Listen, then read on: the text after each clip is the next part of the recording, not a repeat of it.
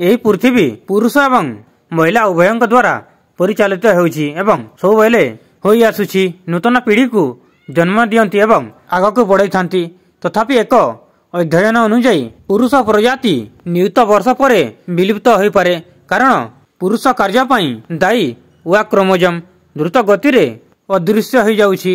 ପୁରୁଷ ବିନା ପୃଥିବୀରେ କଳ୍ପନା କରିପାରିବେ କି? ଏହା କ'ଣ ହୋଇପାରେ ଯେ କେବଳ ମହିଳାମାନେ ପୃଥିବୀରେ ବଞ୍ଚିପାରିବେ? ଏହା କ'ଣ ସମ୍ଭବ? ହଁ, ଏକ ଅଧ୍ୟୟନ ଏହା ସୂଚାଉଛି। ଅଧ୍ୟୟନ ଅନୁସାରେ ବୈଜ୍ଞାନିକମାନେ ସ୍ପଷ୍ଟ କରିଛନ୍ତି ଯେ ଦ୍ରୁତ ଗତିରେ ହ୍ରାସ ପାଉଥିବା ୱା କ୍ରୋମୋଜୋମ୍ ଭବିଷ୍ୟତରେ ମାନବ ଜାତି ପାଇଁ ଏକ ଗୁରୁତ୍ୱପୂର୍ଣ୍ଣ ବିପଦ ସୃଷ୍ଟି କରିପାରେ। ପ୍ରକୃତରେ ଏକ୍ସ ଏବଂ ୱା ହେଉଛି ଦୁଇଟି କ୍ରୋମୋଜୋମ୍ ଯାହା ପିଲାର ଲିଙ୍ଗ ନିରୂପଣ କରେ।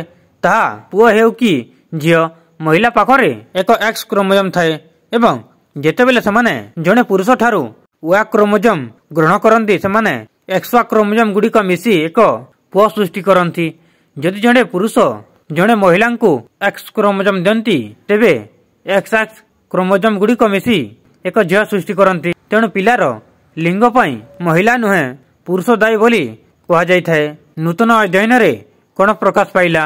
ଗବେଷଣା ଅନୁଯାୟୀ ପୁରୁଷ ଲିଙ୍ଗ ନିରୂପଣ କରୁଥିବା ୱା କ୍ରୋମୋଜୋମ୍ ଦ୍ରୁତ ଗତିରେ ଲୋପ ପାଉଛି, ଯାହା ପୁରୁଷ ପ୍ରଜାତି ସଙ୍କଟରେ ଅଛି। ଏହା ୱା କ୍ରୋମୋଜୋମ୍ ଯାହା ପୁଅମାନଙ୍କୁ ଝିଅମାନଙ୍କ ଠାରୁ ଅଲଗା ସୃଷ୍ଟି କରେ। ଯଦି ଏହା ଧୀରେ ଧୀରେ ଲୋପ ପାଇଯାଏ, ତେବେ କଳ୍ପନା କରନ୍ତୁ ଯେ ପୁରୁଷ ପ୍ରଜାତି ପୃଥିବୀ ପୃଷ୍ଠରୁ ଲୋପ ପାଇଯିବ।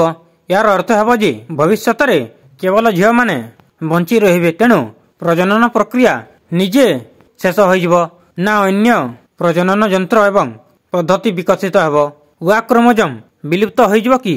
ଏହି ଗବେଷଣା କରୁଥିବା ପ୍ରଫେସର ଜେନି ଗ୍ରେଭ୍ସ ପ୍ଲାଟିପସର ଉଦାହରଣ ବ୍ୟବହାର କରି ବୁଝିବାକୁ ଚେଷ୍ଟା କରିଥିଲେ ଯେ ପ୍ଲାଟିପସର ସମାନ ଏକ୍ସ ୱା କ୍ରୋମୋଜୋମ୍ ଅଛି। ଏହାର ଅର୍ଥ ହେଉଛି ଯେ ସମସ୍ତ ସ୍ତନ୍ୟପାୟୀ ପ୍ରାଣୀଙ୍କର ଏକ୍ସ ଏବଂ ୱା କ୍ରୋମୋଜୋମ୍ କିଛି ସମୟ ପୂର୍ବରୁ ସମାନ ଭଳି ଥିଲେ, କିନ୍ତୁ ଗତ 160 ନିୟୁତ ବର୍ଷ ମଧ୍ୟରେ ପ୍ଲାଟିପସ୍ ଅଲଗା ହେବା ପରଠାରୁ ୱା କ୍ରୋମୋଜୋମ୍ 900ରୁ 55ଟି ଅତ୍ୟାବଶ୍ୟକ ଜିନ୍ ହରାଇଛି। ଏହାର ଅର୍ଥ ହେଉଛି ପ୍ରତି 10 ଲକ୍ଷ ବର୍ଷରେ ୱା କ୍ରୋମୋଜୋମ୍ 5ଟି ଜିନ୍ ହରାଇଛନ୍ତି ଏବଂ ଯଦି ଏହି ଭାବରେ ଜାରି ରୁହେ, ତେବେ 11 ନିୟୁତ ବର୍ଷ ମଧ୍ୟରେ ୱା କ୍ରୋମୋଜୋମ୍ ସମ୍ପୂର୍ଣ୍ଣ ଭାବରେ ବିଲୁପ୍ତ ହୋଇଯିବ। ପୃଥିବୀରେ କ'ଣ ପୁରୁଷ ରହିବେ ନାହିଁ? ପ୍ରଫେସର ଗ୍ରେଭ୍ସ ଏହା ମଧ୍ୟ କହିଛନ୍ତି ଯେ ଏହି ଗବେଷଣାରୁ ଜଣାପଡ଼ିଛି ଯେ ଭବିଷ୍ୟତରେ ମଣିଷମାନଙ୍କ ମଧ୍ୟରେ ଏକ ନୂତନ ଲିଙ୍ଗ ନିର୍ଣ୍ଣୟକାରୀ ଜିନ୍ ବିକଶିତ ହୋଇପାରେ। ତଥାପି ଏହା ଏତେ ସହଜ ନୁହେଁ, କାରଣ ଏକ ନୂତନ ଲିଙ୍ଗ ନିର୍ଣ୍ଣୟକାରୀ ଜିନ୍ର ବିକାଶ ମଧ୍ୟ ବିପଦକୁ ବୃଦ୍ଧି କରିପାରେ। ଏହା ସମ୍ଭବ ଯେ ବିଶ୍ୱର ବିଭିନ୍ନ ସ୍ଥାନରେ ଭିନ୍ନ ଭିନ୍ନ ଲିଙ୍ଗ ନିର୍ଣ୍ଣୟକାରୀ ଜିନ୍ ବିକଶିତ ହୋଇପାରେ। ଯଦି ଏହା ଘଟେ, ତେବେ ଏହା ସମ୍ଭବ ଯେ 110 ନିୟୁତ ବର୍ଷ ପରେ ପୃଥିବୀରେ କୌଣସି ମଣିଷ ରହିବ ନାହିଁ, କିମ୍ବା ପୁରୁଷ ଏବଂ ମହିଳା ବ୍ୟତୀତ ଅନ୍ୟ ଲିଙ୍ଗ ସମେତ ଅନ୍ୟ ପ୍ରକାରର ମଣିଷ ରହିବେ।